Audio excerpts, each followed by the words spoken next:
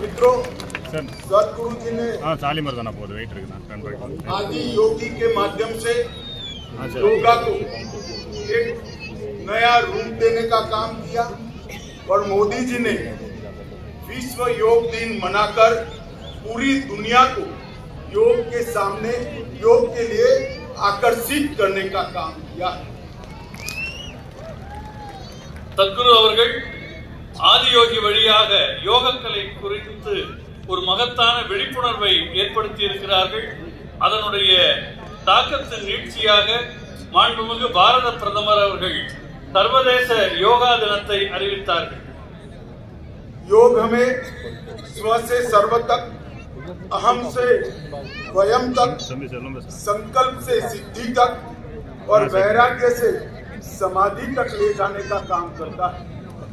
யோக மரபானது தன்னலம் என்ற நிலையிலிருந்து பிரபஞ்ச உணர்வுக்கும், அகங்காரத்திலிருந்து ஒற்றுமைக்கும், தீர்மானங்களிலிருந்து தன்னை உணர்தலுக்கும், பக்தி நிலையிலே இருந்து அடுத்த பரிணாமத்திற்கும், அறியாமையிலிருந்து ஞானோதயத்திற்கும் யோகக்கலை அழைத்துச் செல்கிறது. योग प्राचीन होकर भी प्रासंगिक है, यह स्थिर होकर भी गतिशील है. யோகக்கலை பாரம்பரியமானது, ஆனால் நிகழ்காலத்திற்கும் ஒத்து வரக்கூடியது. இன்றும் உயிர்ப்போடு விளங்குகிற கலை யோகக்கலையாகும். योग मन, शरीर और आत्मा को एकाकार करता है. योग जीव और परम तत्व परमात्मा को जोड़ता है.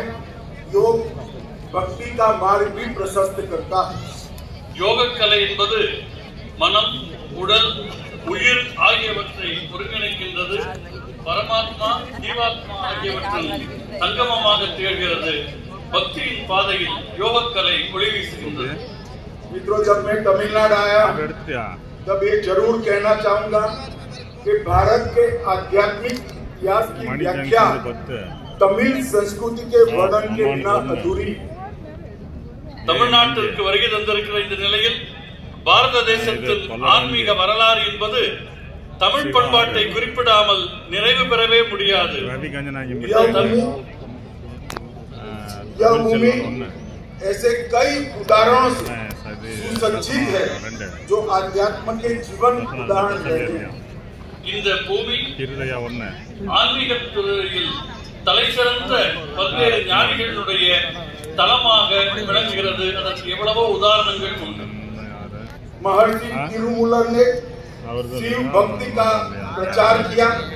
कठोर तपस्या से तिरुमंत्रम की रचना की, जिससे हमारे धर्म के लगभग 3000 भजन संकलित किए गए. மகரிஷி திருமூலர் அத்தகைய ஒரு ஞானிகளுடைய அடையாளமாக விளங்குகிறார். அவர் தீவிரமான தவத்தினுடைய விளைவாக சைவ மரபில் திருமந்திரம் என்கிற தலைப்பில் 3000 அற்புதமான பாடல்களை அருளியிருக்கின்றார்.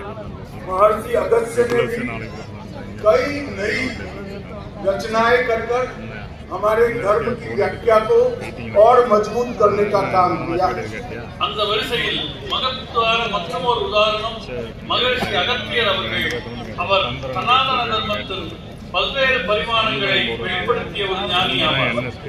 यहाँ पर भगवान शिव को दक्षिणी मूर्ति के रूप में देखा जाता है, जो साधक को ज्ञान, विवेक, मुक्ति और मोक्ष सभी प्रदान करता है.